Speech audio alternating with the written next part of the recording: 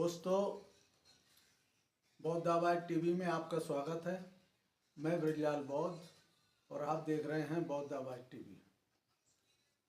दोस्तों, एक बार फिर हमारे साथ में हैं बाबू जगदीश प्रसाद जी, जो हमारे धार्मिक मामलों के एक्सपर्ट हैं और समय समय पर आपके लिए अपनी इस करुणामयी वाणी से आपके लिए लाभान्वित भी करते रहते हैं। आज हम उनको फिर एक बार लेकर आए हैं।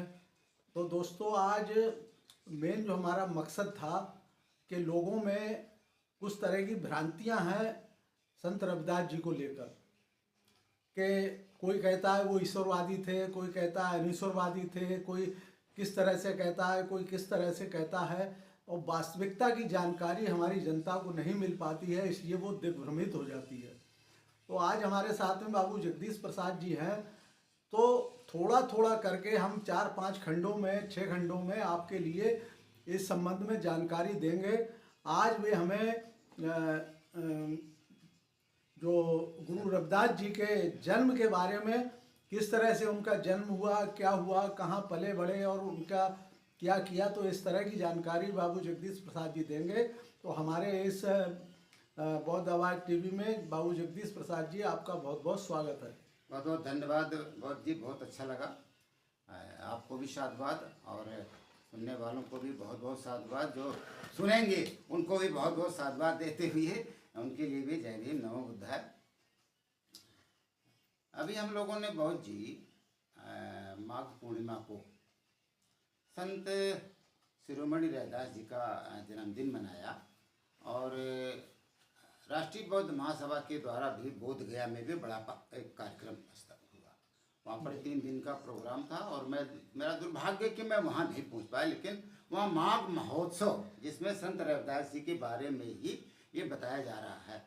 तो मैं पहली जो आपने कहा ना, एक बड़ी बड़ी भ्रांतियाँ हैं, तो मैं आपको पहली बात तो ये बताना चाहता हूँ कि उनका नाम जो रियली था वो संत शिरोमणि रविदास था, लेकिन धीरे धीरे धीरे धीरे धीरे उनका जो है वो रूपांतरण कर दिया गया, रविदास से जोड़ दिया गया।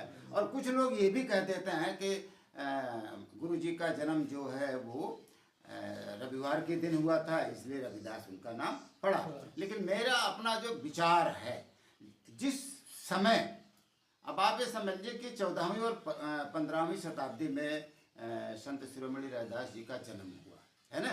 कुछ लोग 1437 बताते हैं, कुछ लोग 1377 बताते हैं। तो जन्म के बारे में कुछ क्लियर भ्रम नहीं हो पाता है, लेकिन ये क्लियर है कि 14वीं और 15वीं शताब्दी के मध्य में उनका जन्म हुआ था। अब उनका जो जन्म है वो बनारस काशी है, काशी बनारस के थोड़ी दूर पर एक गांव है, श्री गोवर्धन है ना। तो अब उसको कुछ लोग सर भी कह देते हैं, लेकिन शीर गोवर्धन नाम लिखा था। और इनके जो पूर्वज थे, इनके पिताजी जो थे रघु, वो चमड़े का भी कार्य करते थे।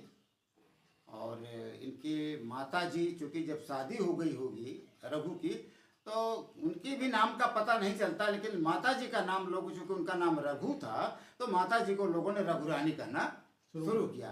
तो ये कन्फर्म है कि उनका नाम जो है, उनके पिताजी का नाम था रघु और उनकी माता जी का नाम रघुरानी करके ऐसे बताते हैं। और कहीं कहीं किसी पुस्तकों में ये भी लिखा हुआ, मैंने कई पुस्तकों का अध्ययन किया है। हाँ, मानिए बहुत अच्छे राइटर हैं सतनाम सिंह जी, जो बहुत अच्छे राइटर हैं, लिख रहे हैं। और एक वो हैं श्याम सिंह जी, उनकी भी किताबें हैं। और एक लघु नाटिका राइटर, मुझे नहीं याद है, उन्होंने बोधिसत्व रविदास पे लघु नाटिका बहुत अच्छी लिखी थी। तो इन सब का किताबों का अध्ययन करने के बाद पता चलता है, पुण्य किताबों में कहीं कहीं इनके पिताजी का नाम संतोष दास है, संतोष दास कहीं कहीं। और इनके माता का नाम कलसा देवी है जी, इनकी माता का नाम कलसा देवी है। ये कहीं कहीं किताबें मिलता है, लेकिन ये सत्य है कि संत शिरोमणि रविदास जी का जो जन्म है वो शीर गोवर्धनपुर में हुआ, जो काशी से थोड़ी दूरी पर है। शीर गोवर्धनपुर में, जो काशी से थोड़ी दूरी पर है समझे आपने। और इनका जन्म जब हुआ था उसमें भी तमाम बातें चलती हैं। एक बार इनके ये दोनों पति और पत्नी जी सारनाथ वहाँ आए, काशी आए, समझे आपने। और वहाँ पर इस पतन जी जहाँ पर महाकारुणिक तथागत सम्यक संबुद्ध ने अपने पंचवर्गीय भिक्षुओं को शिक्षा दिया था, जिसमें कौंडिन्य थे, जी असज थे और महानाम थे, जी कश्यप थे और भद्दी। ये भद्दी। 5 लोग थे। इन 5 लोगों को पहली बार उन्होंने दीक्षा दिया था, बौद्ध धर्म की दीक्षा दिया था, अपनी बात बताई थी कि ये मेरा धर्म क्या है। जी तो उसी स्थान पर ये लोग भी पवित्र मान करके गए थे, क्योंकि इनके कोई बच्चा नहीं था। तो वहाँ पर एक भिक्षु बैठे हुए थे और भिक्षु का नाम रैवत प्रज्ञ था। जी भिक्षु का नाम रैवत प्रज्ञ था, क्योंकि प्रज्ञा से संबंधित बातें होती हैं तो उनका नाम रैवत था और लोगों ने प्रज्ञ जोड़ करके उनका नाम प्रज्ञ रख दिया। जी उनके यहाँ गए और उनका आशीर्वाद भी लिया। तो उनकी इच्छा थी कि आप लोग मुझे खीर खिलाइए। उनकी इच्छा थी कि आप लोग मुझे खीर खिलाइए। तो ये लोग, चूँकि घर भी इनका कोई दूरी नहीं वहाँ से है, ज़्यादा दूर पर घर भी नहीं है, कहाँ से कैसे ये नहीं पता है, लेकिन दूसरे दिन जाकर इन्होंने उनको खीर खिलाई।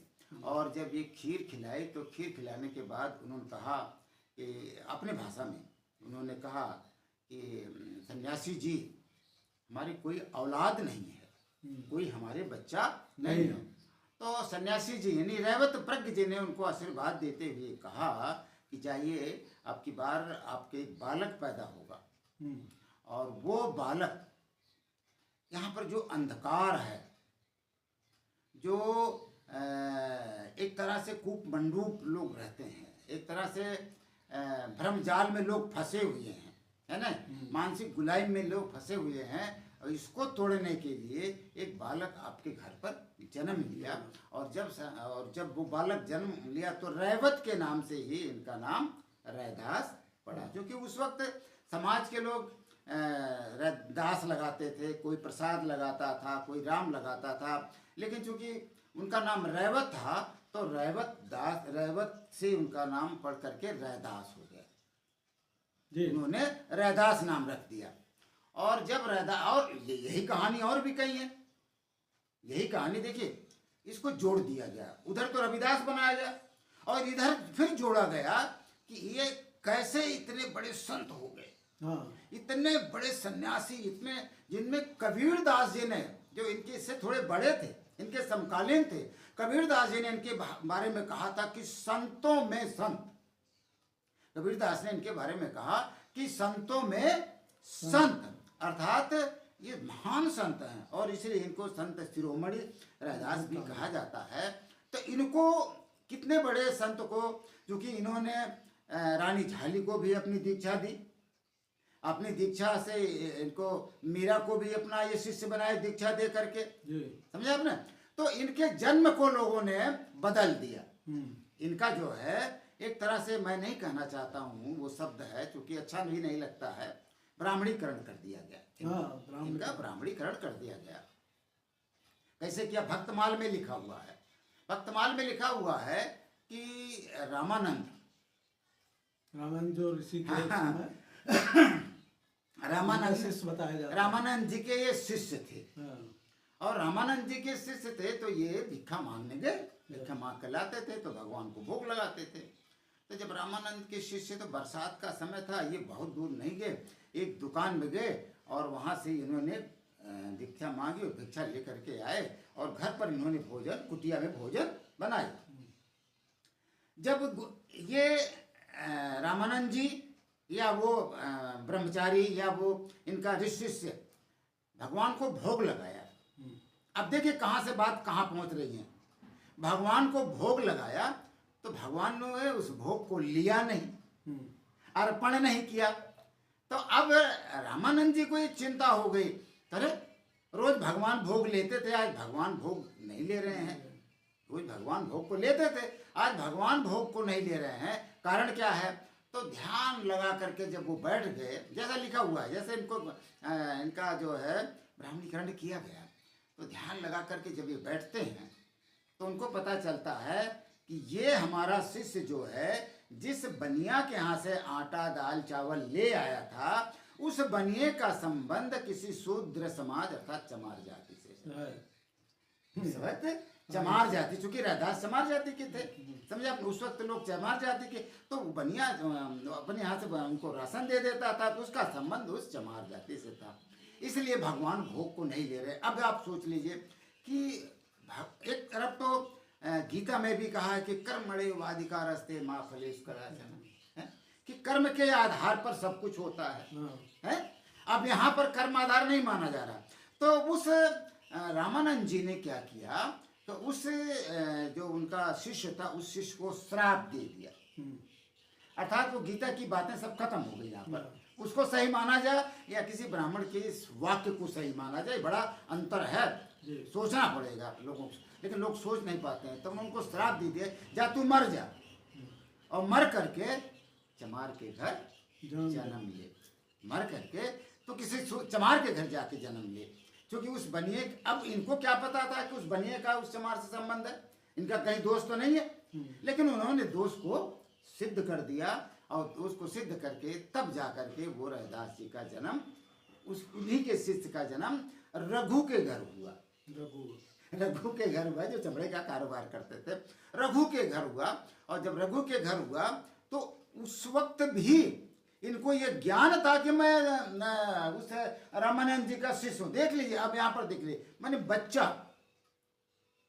जिसको कोई चीज, किसी चीज का बोध नहीं होता है, उसको ये ज्ञान था, अरे मैं तो वही पुजारी हूँ, मैं तो वही रामानंद जी का शिष्य हूँ, तो मैं अब तो चमारिन के घर, उसको ये भी ज्ञान हो गया कि ये चमारिन है, तो मैं चमारिन का दूध कैसे पीऊँगा, मैं चमारिन का दूध कैसे पीऊँ। अब दूध नहीं पी रहे, 1 दिन पीता, 2 दिन पीता, 3 दिन पीता, समझे आप ना।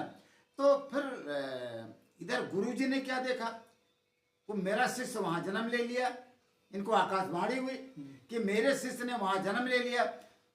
तो कुछ लोग तो कहते हैं कि गुरुजी स्वयं चल करके आए, और कुछ लोगों ने सलाह दिया कि रामानंद गुरुजी आए हुए हैं और रामानंद गुरुजी के पास ले जाओ, वो गुरुजी कुछ कहेंगे।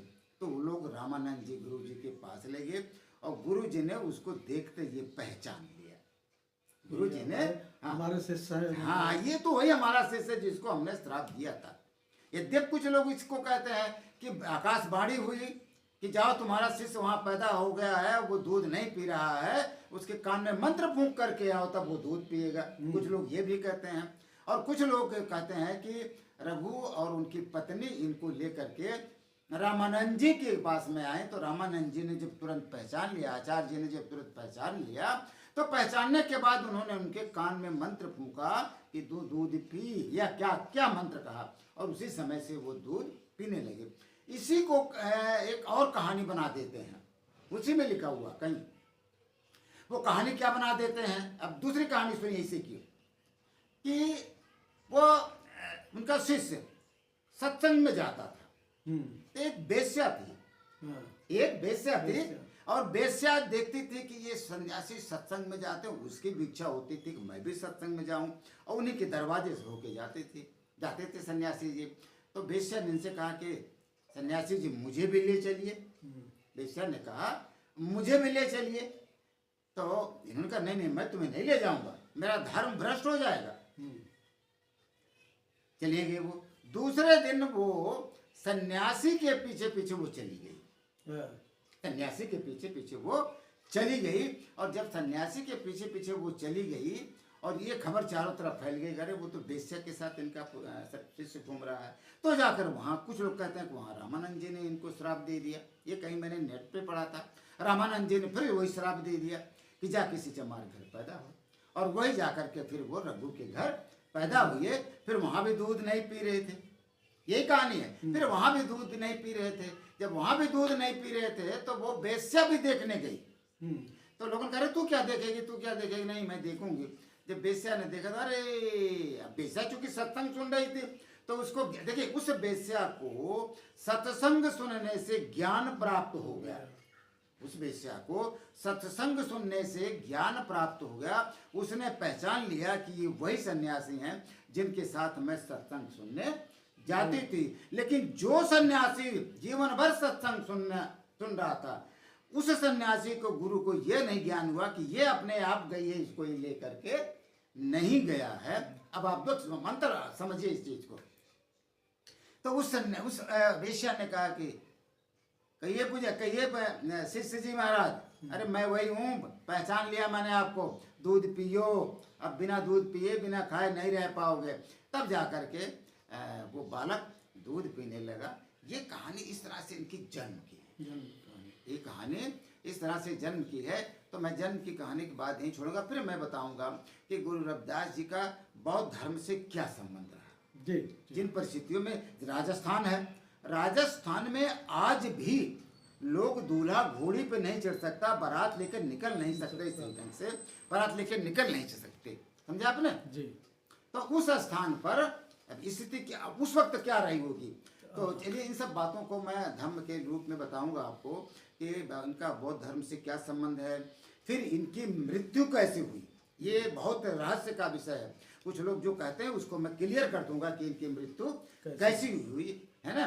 तो आज के इसी में जन्म के साथ में दोस्तों मैं आपने बात करता हूँ। नमो बुद्धाय, जय भीम। हमारे जो धार्मिक मामलों के एक्सपर्ट हैं भाई जगदीश प्रसाद बाबूजी, आज उनने संत रविदास जी के बारे में, उनके जन्म के बारे में कुछ बातें बताई। हमें आशा है कि आप इस वीडियो को ज़रूर देखेंगे और देखकर आप उस पर कमेंट भी करेंगे, लाइक करें और ज़्यादा से ज़्यादा लोग देख सकें, इसके लिए इसको आप शेयर भी कर दिया करें। और हम ऐसी ही जो इससे आगे की कहानी है वो अगले एपिसोड में लेकर आएंगे। और आज की हम बात यहीं समाप्त करते हुए आप सभी से विदा लेते हुए, नमो बुद्धाय, जय भीम, जय भारत, जय संविधान।